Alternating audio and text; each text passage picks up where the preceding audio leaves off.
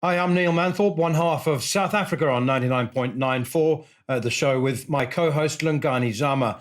We're covering the Rainbow Nation as it undergoes its biggest transition since readmission. We cover every part of the South African game right here on 99.94, and you can hear us several times a week when we drop into your podcasts or on YouTube.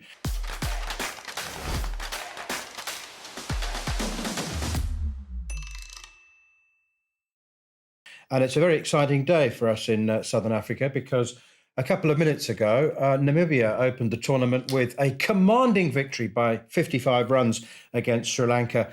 And one of us, I'm delighted to say, is an expert on Namibian cricket.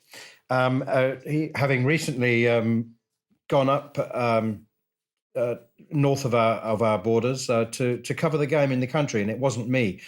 Zams, I've got so many questions about Namibian cricket, about your trip. In fact, I think we recorded our first episode while you were in Windhoek.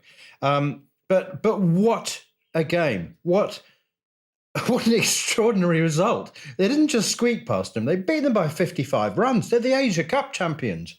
Yeah, that's true. The fascinating thing is that Namibia actually, for the first half of their innings, didn't look like they were going to get anywhere fast. They were about 95 for 6 with, I think it was about 8 overs to go. And Jan Freiling was at the wicket, and they lost David Visa first ball, who's their trump card. He's the guy who's supposed to finish with his experience. So it didn't look good. But I suppose the one thing I did learn about the Eagles, as they call themselves, is there's an incredible amount of ambition going through Namibian cricket because, young men and women across the country have realized what the game can give them. And now that they've got a taste of it from not just playing associates qualifier tournaments, they started playing main event ICC tournaments around the world. You get to travel, you stay in the same hotels as some of the best players in the world, you rub shoulders with them. Occasionally you get on the field with them. And on the back of your performances, you start getting these contracts around the world, which, well and truly can change your life coming from a small corner of the world like Namibia. So whoever was at the wicket, Freiling and Smith, you could see just the way that they played. There was a clarity of thought. They'd looked at this game. I can say it now because the game is done, but they'd looked at it and said, we see Sri Lanka as a possible chance to win and get ahead in the group. They said this would have been 2 months ago almost. They looked at this game as an opportunity. Netherlands game was a big one because they feel they pretty much equal strength. But this game was the one that was going to elevate them and make sure they qualify for the tournament proper. And they've gone and done it. And they've done it comfortably, which is remarkable. So last time I was in Namibia, the game was very strictly amateur. And I can't remember the numbers exactly, and you'll be able to correct me. But I reckon there were 8 or 9 clubs in the league, of which 6 were in the capital, Windhoek. There were a couple in Walvis Bay, I think, and there were only 3 grounds that had turf pitches. Basically, the Namibian team 5 or 6 years ago was selected from around 100 active cricketers. Has that changed? Yeah, I would say that it's probably lessened, but it's been better quality now because you kind of have to live in Windhoek to be a national player so that you can go to the camps. They've got a fair sprinkling of South African influence, but not in a malicious way. It's South Africans who maybe have come to the end of their road in terms of the options that they have of playing international cricket, or occasionally some guys who straight away look at it and say, I think I might have a chance of playing international cricket, but it won't be in South Africa because I'm maybe 10th in line in terms of my skill set. But in Namibia, I know that there's a path to tournaments. And, there's a few guys in there that have very quickly gone through the system and added value. It's not as if they're stealing places of people who are just as talented. They're adding value. The recruitment policy has steered heavily via Centurion Park, whether it's Pierre de Bruin as coach, the Morkel brothers as consultants and specialists. The Titans go there every year for pre-season tournaments. So there's a real mutualism between Northern's cricket or Titans cricket and Namibian cricket. And you can see the benefits of that because they might not have a lot to choose from, but the players that they choose from for Namibia are strong, hardened cricketers who hit the ball hard, who field well. I think what was most impressive about their win over Sri Lanka today was just how well they held their catches, they held their nerve, and in the field when they had half chances, they turned them into dismissals, and that comes from standards. And I think we all know that the Titans have been the best franchise in South African cricket for pretty much since the franchise era. Comfortably, they're the most successful. So the standards that Pierre de Bruin, who was the longest-serving Titans player, has gone and taken those standards and transferred them to a small nation that has big ambitions. It's not a lot of money in the game. So you rely on the support of the ICC and you rely on the support of your corporates. But more than anything, you rely on your players turning up and changing lives and adding more to the bank balance by going to tournaments and getting appearance money and getting tournament fees for the country, and that feeds back into the system. So it's a wonderful lesson in humility in terms of how they built the structure, because there's not a lot of money in cricket in Namibia, and that's just the truth. But there's a lot of passion. I'm very interested in the coaching style of Pierre de Bruin. He was pretty unrelenting. I mean, he had a stint in English cricket with Leicestershire, and I think the general consensus was that he was he was too hard. He wielded a big stick approach rather than an arm around the shoulders, and I wonder how that works. Because look, you got 100 players who, and then actually it's probably less. They're picking this national squad from less than that, and there aren't superstars. David Wiesler's got obviously international experience with South Africa, but it's about making these players the best that they can be. So I wonder whether he is pushing them, because there's only so far, but these guys can go. Oh, he's pushing. He's pushing. I mean, like I said, we spent a week. There were numerous training sessions. There were a few tough team talks. But I think, you know, his career is almost a metaphor for where Namibian cricket can go, because he'll be the first to say that he wasn't the most talented player in the Northern's dressing room. I mean, he had A.B. de Villiers, he had Dale Steyn, he had pretty much every superstar that's come through South African cricket via the Titans. He played with them, in this era. So he's seen more talented people and played with them and understood that his skill set relies heavily on the heart that he brings and how hard he works to make sure that he does the basics correctly. And I think there's a massive emphasis throughout Namibian cricket, especially in that team. When he's running a training session, he's not sort of standing at the back of the nets and taking notes. He plays an active role. He runs with players. He drills them. He pushes them. He'll do throwdowns and talk into a game situation. It's intense. You sometimes forget when you've been away from the game and not really been that intimately involved with training sessions, just how intense a coach can be. So there's no shortage of intensity when it comes to Pierre de Bruin training sessions. But those standards you can see on the field, because there's a softer side to him as well, where he'll take younger players and remind them of the skills that have got them to this point, because they come from. I mean, you said Walvis Bay and Swakop. Like there's players who come from really far flung areas, and they've just been spotted. And the scouting network has to be very, very specific, because if you don't see them, they just disappear and go into whatever it is Namibians do if they don't play cricket. So you kind of have to find them early and then bring them to Windhoek. And then once you've brought them there, it's a bit different to South Africa and sort of the issues off the field that South Africa has. But there's also an integration process that has to happen, because it's sort of country mouse and town mouse. They're shy, they're talented, but they're shy, and you got to bring them in. And there's not the same initiation process. You got to kind of welcome them in. A few of them share a house. There's braais a lot of the time. It's very similar to South African culture, but it's allowing people to get out of their shells, because they then express themselves on the cricket field, and that talent then comes through, which you spotted early. And it's a remarkable process that they've undergone with CEO Johan Muller, again, who comes from Northern's cricket, where they've just said, we've got a little, but we've got a lot of ambition and a lot of heart, and that is starting to bear fruit. And a lot of that team played under 19 cricket a few years ago together, so they've still got almost a decade of international cricket to look forward to together, which is very, very exciting. Okay, we're talking about Namibian cricket following their opening victory by 55 runs. We'll take a short break and come back. We'll talk more about the Morkel brothers. You're listening to Cricket's Conversation on 99.94. Whatever your team, we have the show for you on podcast, YouTube, or on the 99.94 app. We have India, England, South Africa, West Indies, and now Sri Lanka covered. If you want to find us, the best way is to follow us on social media at 9994DM by downloading the 9994 app or Google 99.94 on podcast. We speak cricket.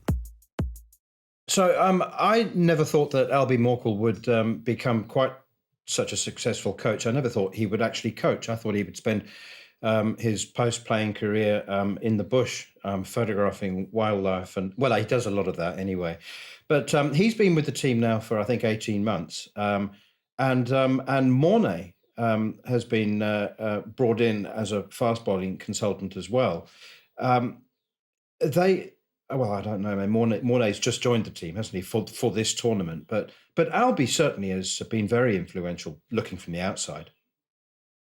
Hugely. I mean, when he finished and he said he was going there, maybe there were a few raised eyebrows because people thought he might take easy money and become a finishing specialist at an IPL franchise or something like that. But the country of Namibia agrees with him, and it's close. So you can kind of still be situated in South Africa and go for training sessions. And the one thing that having that superstar quality, you can have the hard work ethic that a Pierre de Bruin instills, but when you have an international superstar who dominated the very best in tournaments or in matches that you've grown up watching, whether you're South African or Namibian, because they watch a lot of South African cricket, that guy suddenly becomes your coach. I mean, I know he spent a lot of time, for example, with a J.J. Smith and a Freiling, who were clearing the ropes in the second half of that innings today against Sri Lanka. If that's the guy who's teaching you how to power hit, it just elevates your confidence and your belief in match situations, because Albie's just told you for the last 6 months that you can. And when it gets to this place and you're 30 of 20, it's okay, because you're going to finish on 60 of 40 because you've done the hard yards, and that's how I've done it, and you've seen my tapes. You've actually got more talent than me at this point in my career. There's no reason why you can't, and you can see that. And there's no, I watched today and I was waiting for that moment of sort of panic almost when they were sort of 6 down, because you know that the tail comes pretty quickly after that.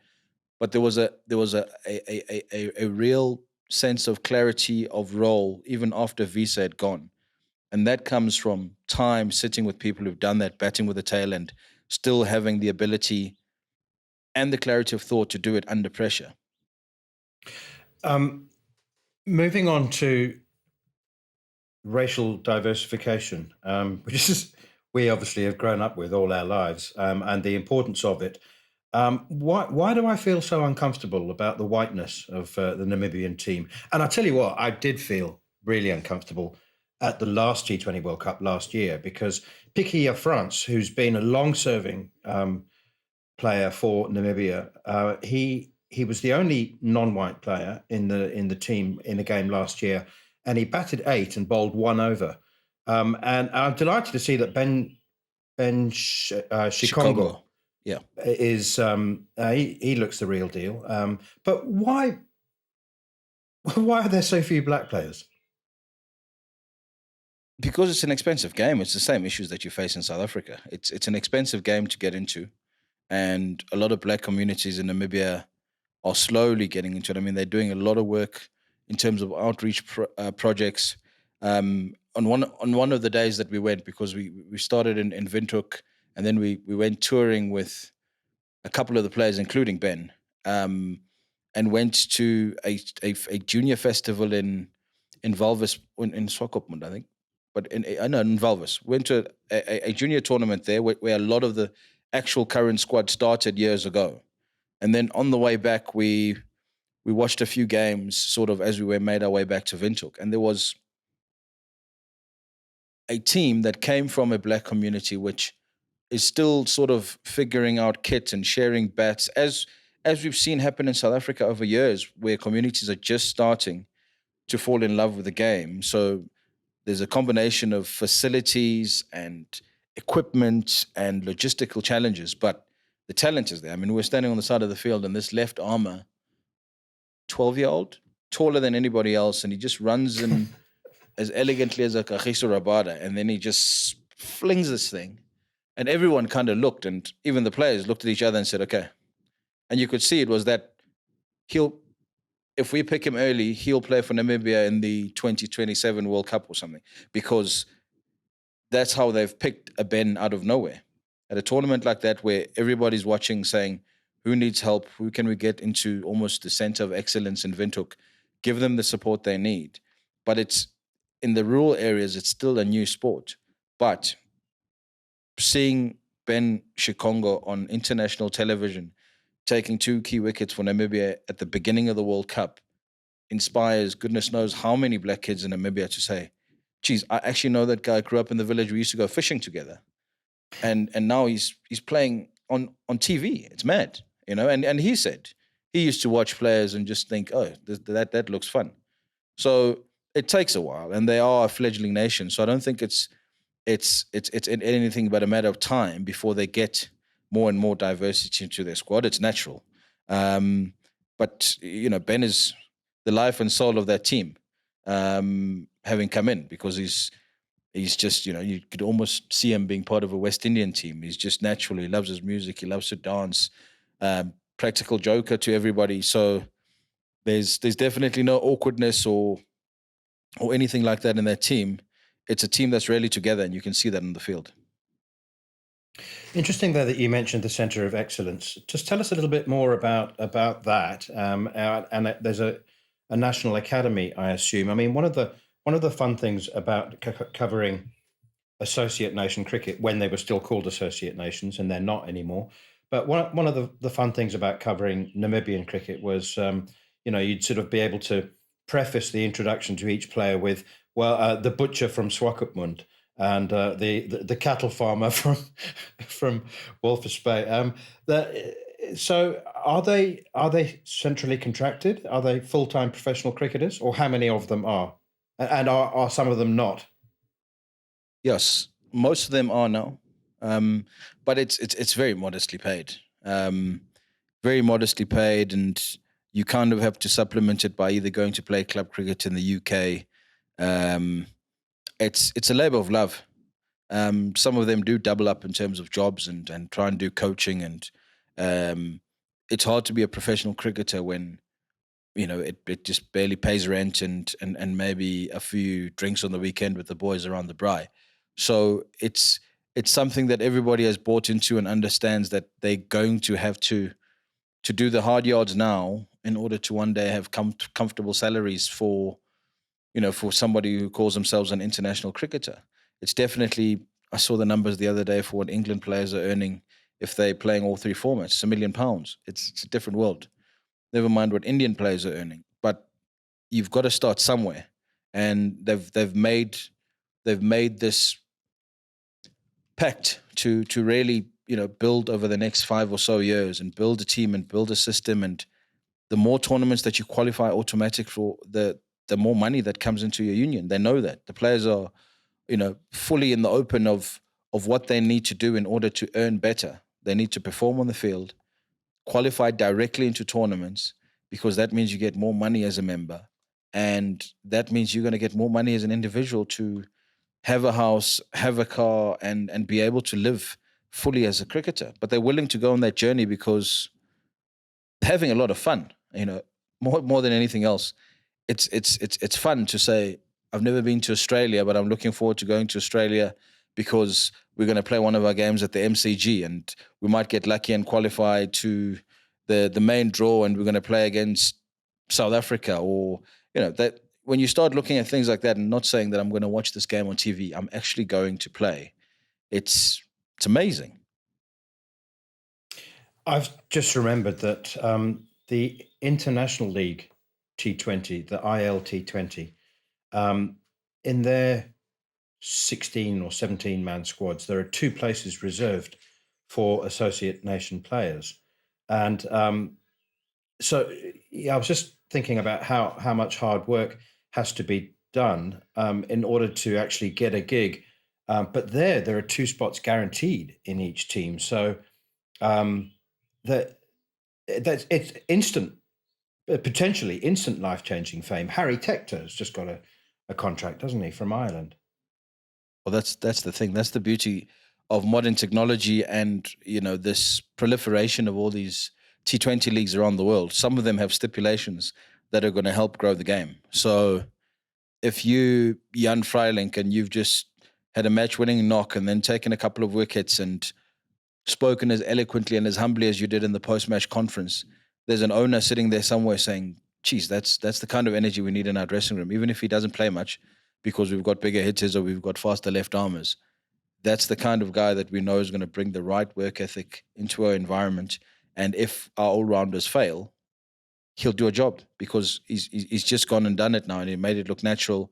And Albie Morkel says he's a good guy. Morne Morkel says he's a good guy. So who are we not to give him an opportunity?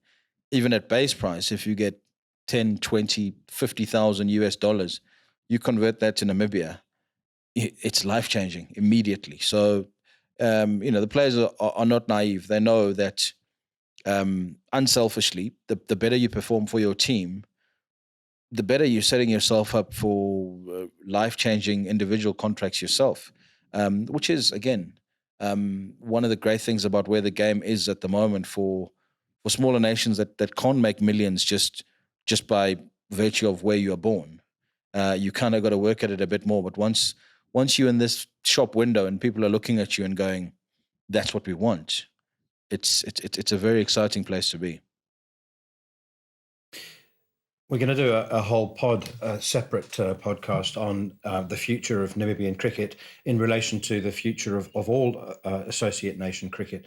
And I've only just found out that the next T20 World Cup in 2024, there won't be a preliminary round. It's going to be 20 teams, and which is really fascinating. They're going to be regional qualifiers. Anyway, that's for our next podcast. We'll take a short break, and when we come back, we'll talk more specifically about this current Namibian team. If you love the language of cricket and want more, then head over to the 99.94 app and you can hear all of our podcasts and cricket commentary. We're adding new shows all the time and covering cricket series from all over the world. Be the first to hear all of our announcements by following us on social media at 9994DM. Welcome to Cricket's Conversation. All right, let's spend the last 5 minutes turning our attention back to the opening game against Sri Lanka and some of these players. Now, do you remember a couple of years ago, the Namibian under-19s beat South Africa under-19s at the under-19 World Cup? And I remember being told that 6 or 7 of the Namibian team went to private schools in South Africa. And I think 5 of them, 4 or 5, went to the same school. Can't remember which one it was. But a very, very strong connection with South Africa. But your experience now suggests that there are more. Well, I don't know if they are homegrown. Are they? If they went to school in South Africa with all those fabulous facilities that we've spoken about before, those elite private schools, is there anything wrong with the Namibia using that breeding ground? Absolutely not. I know there's a couple of guys who've gone to university. Certainly gone to Stellenbosch. The captain, Gerard Erasmus, spent some years at Marties. Ruben Trumpelman is born and bred in Pretoria, went to school in Pretoria, played for Northerns a little bit, and then I think obviously the hotline from Pierre de Bruin back to Pretoria helps hugely. But I think the game has certainly got to the point where it actually doesn't matter where you learn your cricket. If you're good enough where you are and the people who want you to wear their national colours, if it makes sense to them, it doesn't really matter where you've learnt your cricket. They need you. Trumpelman bowls 140 Ks, brings intensity, that's what they need because they lacked a bit of firepower up front. And if you go and polish yourself at what is still one of the world's leading cricketing nations in their nursery system, they've played for years in our CSA T20 Challenge. Namibia for a long time played in our first class structure where you'd play 3-day games against them, and that's how they, fast track their skills. So of course you should lean, and I think, and we'll talk about this further in other podcasts, but that's one of South Africa's key responsibilities in terms of growing the game. It's not just growing it in South Africa. It's when nations from across Africa need help or need expertise, they come and use South Africa as the place to learn, whether it's off the field administration and how to instill infrastructure, or actually just hard skills. And you spend a month at Northern's Academy, or you spend it at Newlands, where you learn hard cricket and you go back just a far better player. And your training methods are better, your habits are better. You understand what it takes to compete at that level. So certainly, the more players that come to South Africa, it's actually the better for Namibia because there's just not enough competition. There's 2 sides in Windhoek that play in the Premier League, and pretty much the 2 of them win it every year. It's just a case of which one is winning, which one has more players at the time. So they're realistic to that, but they also understand that as much help as they can get, they invite as many players as possible. I mean, when we were leaving, Temba Bavuma and the Lions, straight off his injury, and the Lahore Calendars were coming in for a T20 tournament against Namibia in preparation for this tournament. So by any means, they're getting as much help and hardening their players with tough experiences to make sure that when they play for Namibia, they're putting their best foot forward. Just finally, tell us about a couple of the players. You've mentioned a few. How about Jan Nicol Lofty-Eaton? He's only 21 years old. He looks be a pretty interesting cricketer. Any others that you found interesting? There is a proper ripple of excitement every time they mention this name, and I had to go and see him. Divan Lecoq, who every single person that you interview or just talk to anecdotally at a bar, they say that's the future. That guy is the AB de Villiers of Namibian cricket. So I went and watched the practice session just to watch it. Not. I mean, someone else was recording, but I was just watching it as a cricket fan. And he is as stylish. He makes the hard shots look easy, so he can play. And obviously, there's a lot of pressure on a young kid like that who's been told that you are the future. But the few knocks that I've seen, he's definitely got all the shots in the book, and he's got that swagger that great players have. So it's exciting to see what he does over the course of the tournament as he gets into it and maybe unleashes, because he'll definitely be a headline act because of just how absolutely elegant he is. And then there's your gentle giant like a JJ Smith. He's brutal, as you saw today, clearing the ropes with ease.